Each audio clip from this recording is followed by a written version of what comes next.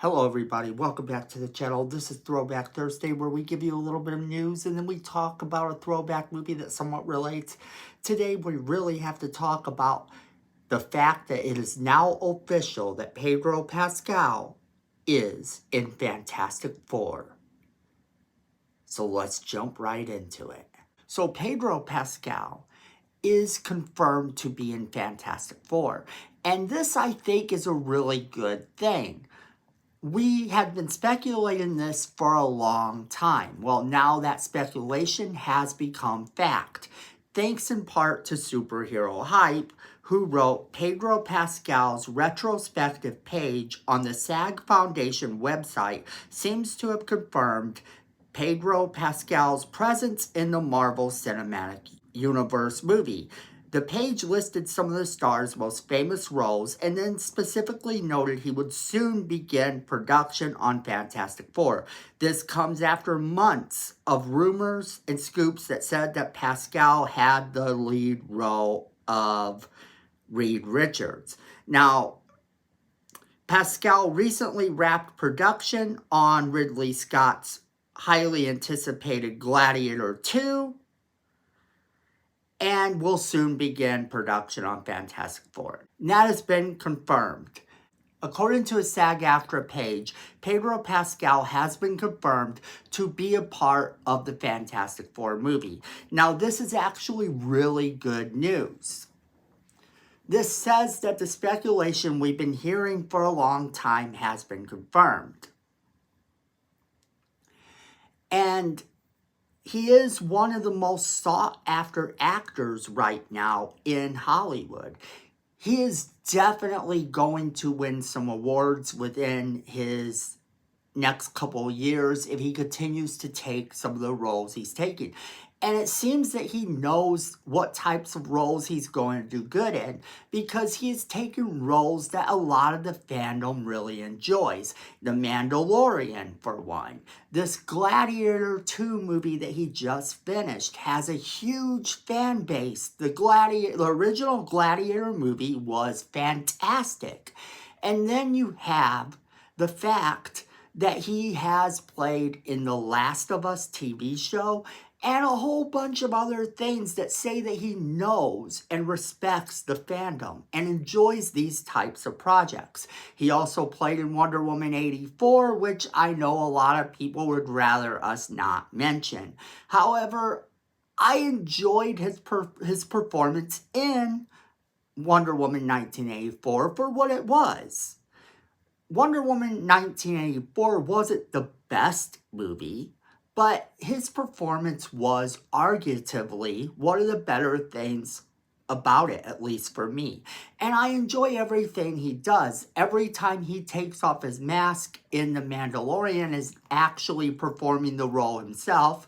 Because a lot of people know by now that most of the time when you see Mandalorian, he has his mask on. Pedro Pascal doesn't really have to be there. He just has to do the voice.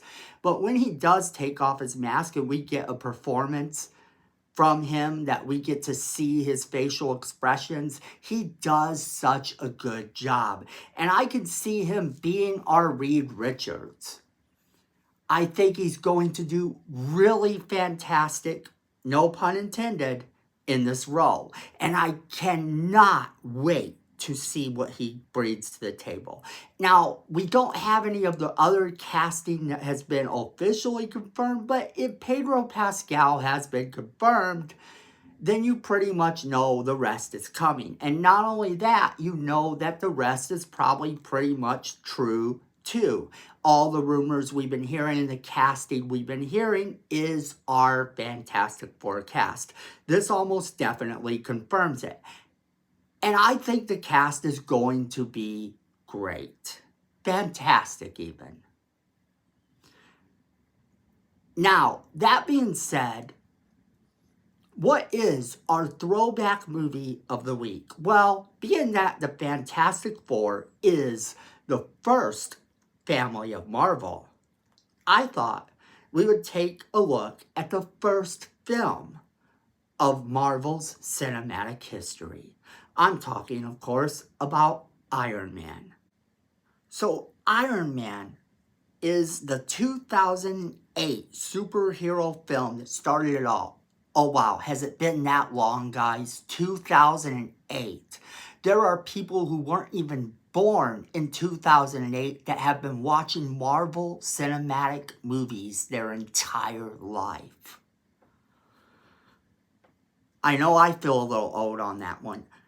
Directed by Jon Favreau, this film is the film that started it all, giving Robert Downey Jr. a chance to make a much-deserved comeback. Because Robert Downey Jr. is one of those actors that I grew up watching when I was little. You never really thought he was going to be the great film actor that he is today, but you always knew that Robert Downey Jr. had talent. He pretty much was a chameleon, even in the 80s. Although there were a lot of movies where he played high school students and bullies and other things, but he did everything with this utter passion. Unbeknownst to us, he kind of had a downward spiral in real life for a while, but this was what made his comeback that much sweeter. The plot finds Tony Stark inheriting his father, Howard Stark's defense contracting business, Stark Industries. Now, he is in war-torn Afghanistan with his friend, and he is captured. Right from the very beginning of this movie, we get to see Tony Stark becoming the hero that we knew he should be. And he has to actually figure out how he is going to escape. We get the innovative stuff that is going to make him the superhero needed to start the MCU right from the very beginning of this movie. The movie is action-packed from beginning to end in that way. Sometimes it does have a bit of a slow couple of moments, but overall the movie is exciting, and the movie was a runaway hit. Now, before this, Iron Man wasn't very popular in everyday life. Nobody really paid attention to the character of Iron Man from Marvel Comics. If you had thrown in Captain America or the Fantastic Four or any number of other Marvel superheroes, people would have known exactly who they were.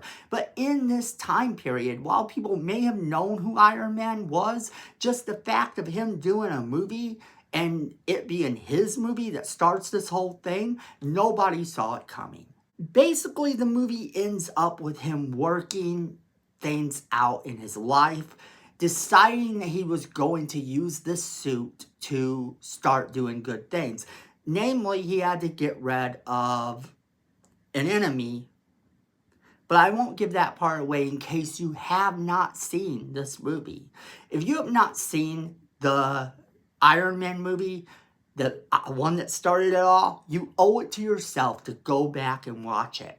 It is absolutely great. A lot of people may not know, but actually Nicolas Cage expressed interest in playing Iron Man.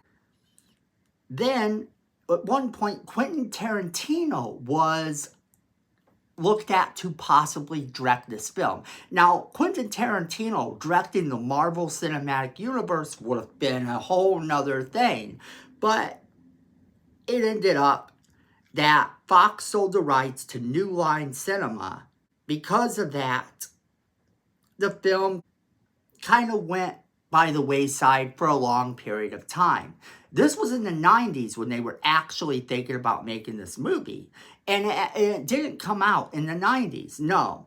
It took that long where New Line Cinema was in talks in 2000 with Joss Whedon, who was a fan of the character, about him possibly directing. In 2005, they started talking about things and working it out from scratch.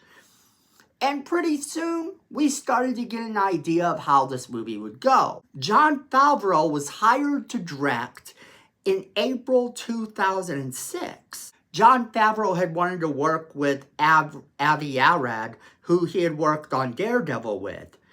And things slowly began to come into this sort of cosmic fate, if you will. A lot of people were considered for the part. As I said, Nicolas Cage was considered early on, but then you had Sam Rockwell at one point who was considered, and then he met with Robert Downey Jr., who he was absolutely sure was right for the role. And the rest, friends, is history. So if you've not seen this movie that started the entire cinematic universe, you owe it to yourself to check it out. Especially now that the first family of Marvel is on their way. As always, we want to know what you guys think. Go ahead and leave us a comment in the comment box below, letting us know what you think. Make sure you share this video with all of your friends. They're going to want to be a part of this conversation as well. Then friends, hit that like button. It's free. It helps the channel. We appreciate it. Miko says we need more subscribers. And look at this face. You don't want to disappoint Miko. So go ahead and hit that subscribe button. Hit that notification bell while you're down there so you don't miss a single video we do.